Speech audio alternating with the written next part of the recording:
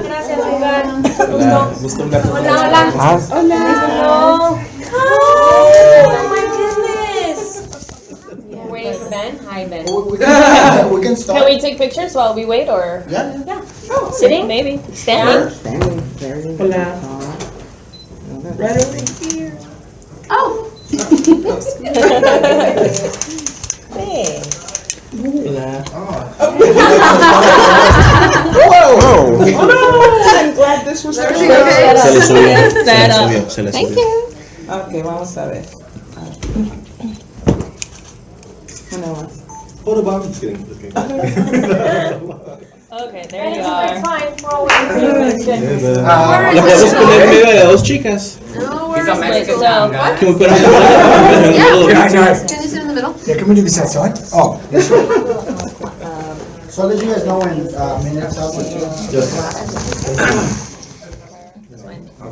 well, it feels great because you get to say, you have a lot of say in everything else that normally as an actress they're like, all right, you do that and then that's it. And then as a producer you get to say, hey, let's check out, the first cut and let's have a say, and everything from, the casting to the wardrobe, the locations, the trailer, the movie title. It's all a topic of conversation that you can be a part of. So that's all. It's not that you have complete control out of it, but you definitely do have a say in it. So that for me, it feels like a creative say as well, which isn't just like a business side, but it's also a creative side that I got to have a say in. So. More stressful, right? Oh yeah, because you realize that when actors are late, they just think, oh well, they just had to wait for me, but you don't know how much money those 10 minutes cost of production, and you don't know if a location changes, how much that costs, or to have like that helicopter shot that you guys saw in Ensenada, all that stuff costs a lot of money, but of course you don't realize that as an actor. You're just like, oh whatever, I'll just goof around and we'll just have another take and it'll be fine. So yeah, you get another perspective on the producer's view of the actors. Thank you so much. It was the, yeah. Well, there was this incredible producer attached. Yeah.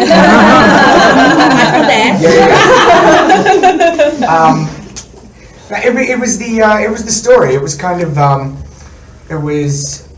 this character in particular, I have a lot of similarities with him as well, but the interesting thing was to he reacts very differently to things the way I would, you know what I mean? And so, having been in those sort of similar scenarios and situations in the past, it was kind of interesting to explore the more adult, I would say, or emotionally, psychologically mature way of handling the situation. Yeah. So it was primarily the character. I mean, the story's beautiful too, I mean, everybody loves a good love story. They really do. Everybody's looking for it, whether they admit it or not. And this was kind of like, this was a very interesting sort of way of exploring that, I think, and all the different themes of love. I think it was really interesting. Have I ever been in Clara Baron's situation? Many times. There's too many women to choose from, I know.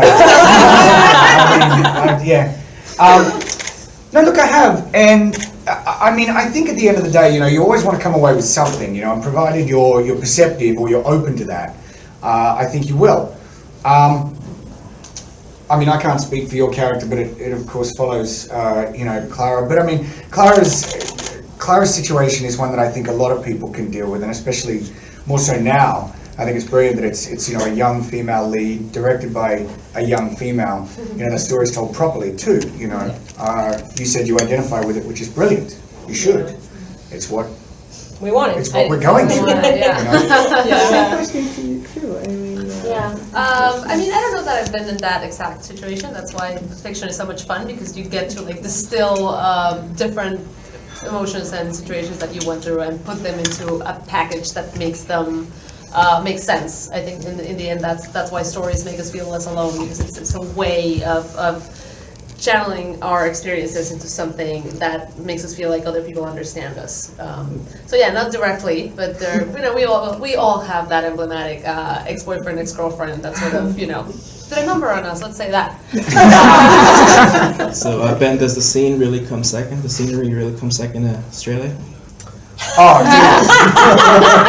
Have you been to Australia? Google it right now. No, I believe you. I just wanted to put you on the spot.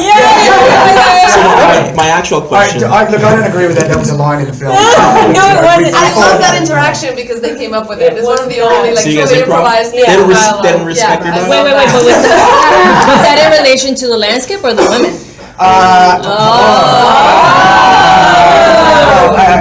Very lame question. But the story kind of responds to that question, doesn't it? Oh yeah. I mean, there's no, Aussie. There's no is Aussie there? lady. She's dead. She was Yes. American. Yeah, she's American. She's American. She's American. All the conversation. Did you read the script? Backstory. That's it. She took She's the producer. She's a notary. Money. So Liz was American apparently. What? Liz was American? She was American. Yeah. Yeah. God rest her soul. When did we say that in the script? What does it Go to the say? script. Go to the script. I can make up my own backstory. My backstory is that she's Australian and he's done with the Aussie, so he comes to have a Mexican. That's my backstory. I love that. That wasn't on purpose, but his surname Grace definitely was. Yeah. That's something I really love about Asher is that my favorite quality of his is his grace. Funnily enough, and how gracious he is and how grateful he is and appreciative and he's just also a very open person, and it's kind of it's interesting because it can be perceived as sort of like a weakness or a naivety, just actually being that available to others.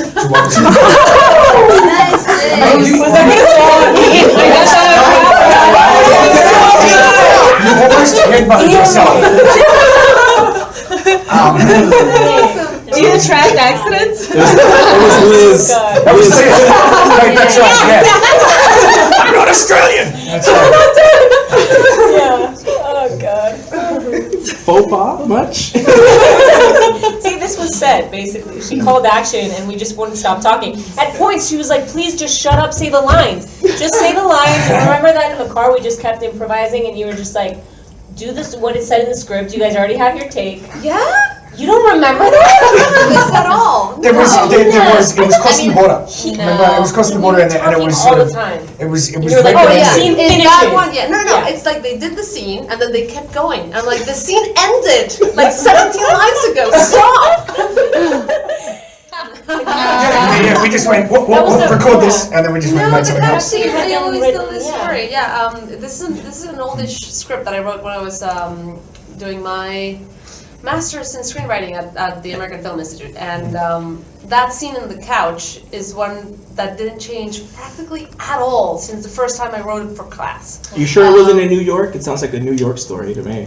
It was set in New York for sure, but I mean the dialogue and the interactions between the characters didn't really change that much, and that scene specifically didn't change at all. Why does it feel like it's New York? Like Sex and the City-esque. Yes. Oh, God, really? don't say that. Why That not? sounds Really? terrible. Well, no. Sex and the City-esque? I wrote it But here I in thought- Los Angeles. okay. But I mean, I think that's to me the universal nature of this story, and I almost like the surprise that you get from that story that is usually a New York girl, blah blah blah, coming from a Latino woman. I mean, I don't like the surprise. It's sad that it's surprising, but at the same time, I think it's important that we are now setting it that way and saying, this happens to everyone, every color, every race, every gender. Love is confusing and it's complicated, and that's why it's good. And we can tell this story from the point of view of people that look and sound like us. Well, I think to the credit of the producers, it's what they liked about it. Originally, our producer, Francisco González-Compián, really wanted to put that story forward. And then when Karla got attached to it, that really was the reason that the movie got made. And to me, every time I had to defend it, which was not often, to be honest, but every time I had to defend it, it's like, who is this person? I'm like, she's Karla. I mean, do we need any more proof that this person exists? There she is. And a little bit there I am. I mean, we're here. So Yeah, I think emotionally, I think we all have that person whose memory of is always going to haunt us. That person or that relationship that was just sublime and perfect, but then they come in the present and they don't really live up to who they used to be. So I definitely can relate to that. That's emotionally why I really wanted to have that cathartic experience with the movie, because I needed to let go of my, exes.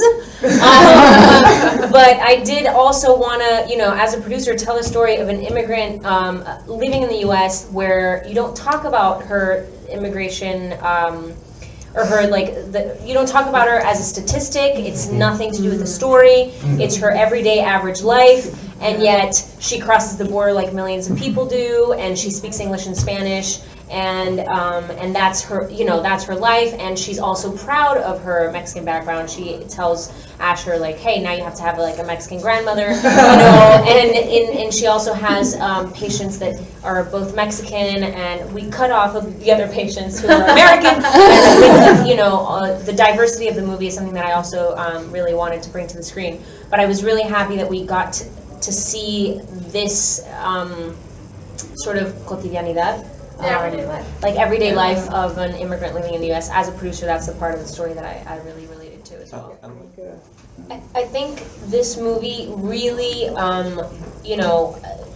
Ben was talking about it in Palm Springs when he said, I heard so much about the Mexican value of like the family and the Latino family values, and he's comparing it to Australia, but he's saying like in Australia, like we also have that, and I feel like for the very few times that I've seen it on screen when I was younger, I was like, I don't relate to the stories being told of Latinos. I don't relate to that, and they've become stereotypes for a reason, but also like there's an array of stories of Latinos to be told and of minorities, and I think that whatever is unknown to the general public is then scary for them because they don't understand them, and I think this movie makes the Mexican family known to everyone, and therefore they've become less of a threat and more humanized for everyone else in this country. Was it hard to pronounce your grandma's name? Definitely not. It rolled off in the film. Surely you could tell. Jacinta. Oh, nice, yeah. Everyone in LA is like, oh, they love that movie. It sounds like my deal, Yeah. It's a part of the city Gardner. that I moved to in a way. Like I used to live downtown, then I lived in Silver Lake, now I live in the East Hollywood Hills. I think I'm moving west. I have to stop. No, but I think Not till you get to the water. that's true. No, I think it's a part of the city, and I wrote a movie called Echo Park that Right. it's sort of all about the gentrification of that area, and just in general, I think it's an interesting historical side of the city for the Latino community. Michael Park, Exactly. graffiti and stuff. Yeah. That's the thing. I think there's something to say about all the generations seen in the movie. I think the way the mother sort of accepts. I love how she sort of brings this ex back, but it's not out of ignorance. It's out of like I see that my daughter still needs to have that inner sort of the growth to close the cycle, and it's not this story where machismo is prevalent and it's like she's mine, and it's a very mature sort of open way for a lot of Latin families to also see how to handle the situations, because still, and I see it still in Mexico when we presented the movie, some people were like, how can the mother bring, or how does she bring the two guys at home, or, and I think that Catalina brought a lot of that sort of like modern day maturity and open-mindedness to how the relationships can really work within a family, and how you can still be, a professional, successful doctor, but then go home and be like a 15-year-old teenager, because that's me. Like, I go back with my family and I'm still that little girl who dresses in her pajamas of when she was 13 and still has that dynamic with her family, but at the same time, she's professional and she does her job well and she makes money, she pays her taxes, she has all that stuff, but I think that sort of contradiction Clara is doing her taxes. Yeah. In the DVD.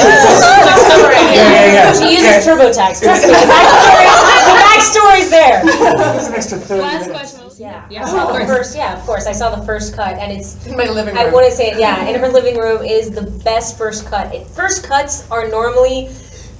First cut is the deepest. Oh yeah. They're the hardest thing to watch because there's no music, there's no color correction, there's no sound. There's sound, but no, the door opens and you hear the door. Yeah, so I was really kind of like with my Pepto-Bismol, I was ready to go. I was like, okay, I can do this. and I almost always try to remember it's just a first cut, it's just a first cut, and for the first time I finished that and I was like, we're done. Like, we're good. And I was like, this is the easiest sort of, we needed to cut a little bit from it, and I think we cut a few scenes and just, but it's in its entirety, it's the script, which is crazy, because normally it's a very different movie to what you read. And I even think it might even be better because the script wasn't alive and these actors made it alive. So I'm extremely blessed to say actually the first cut was not the deepest, it was the smoothest. Yeah. Oh, that's pretty cool. And she doesn't let you talk even in real life. Yeah. What did you think of the movie, Ben? I was going to say the exact same thing actually. That from the script. Oh, sorry. Oh no, I'll keep it quick. finish, yeah. From the from the script, from the from the atmosphere on set, from cast and crew and everybody, just the general feeling of making the film and all that sort of stuff. It was kind of, I was really, really surprised because I agree. Typically, you jump in there, you start doing anything to do in post, and you're going, oh my god, no, that's not what we did.